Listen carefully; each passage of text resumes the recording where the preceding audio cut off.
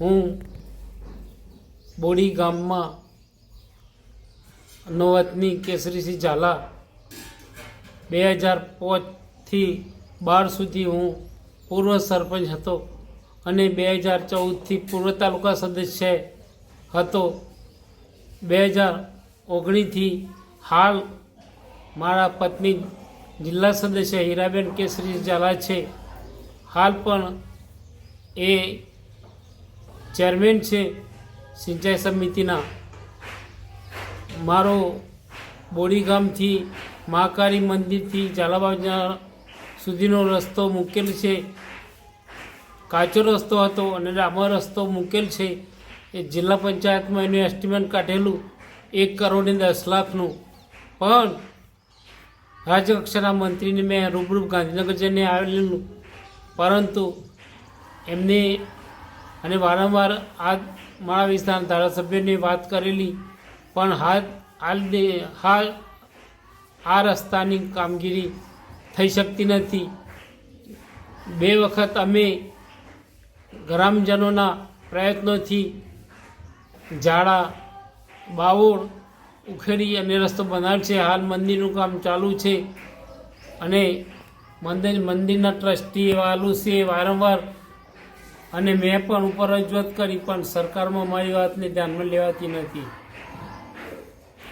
મંત્રીશ્રીના આજુબાજુના રસ્તાઓ થઈ ગયા, પણ આ ગામનો રસ્તો થતો નથી.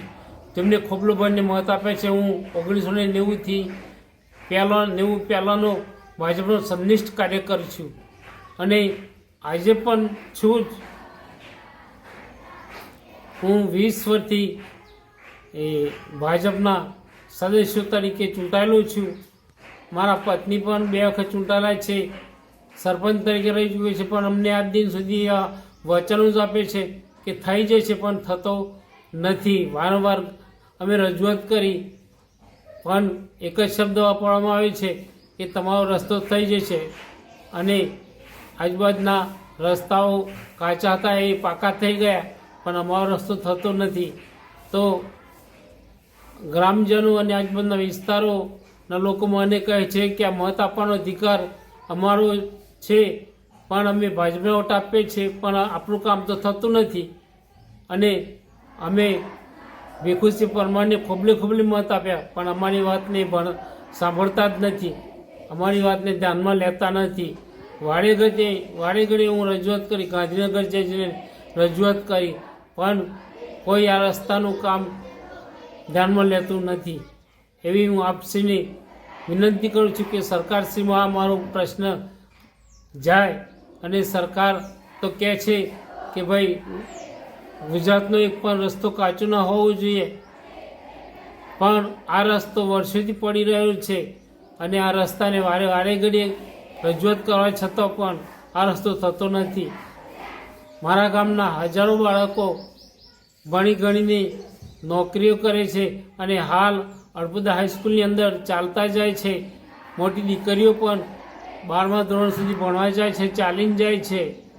પાછળ એક રસ્તો છે, પણ આ રસ્તો થઈ જાય તો બાલિકાઓને કોઈ જાતનો ભય ન રહે, કોઈ જાતની એમને કોઈ છેડછાડ ન કરે. એટલા માટે આ રસ્તો ખુલ્લો થઈ જાય, વાહન જાય એવો સત્વરે કરવા મારી ભલામણ છે સરકારમાં. મુખ્યમંત્રી સાહેબને આ ભલામણ કરું છું અને ગ્રામજનો વતી હું આ ભલામણ સરકાર પહોંચે એવી જલ્દી ત્વરિત થાય એવી રજૂઆત કરું છું. જય હિન્દ.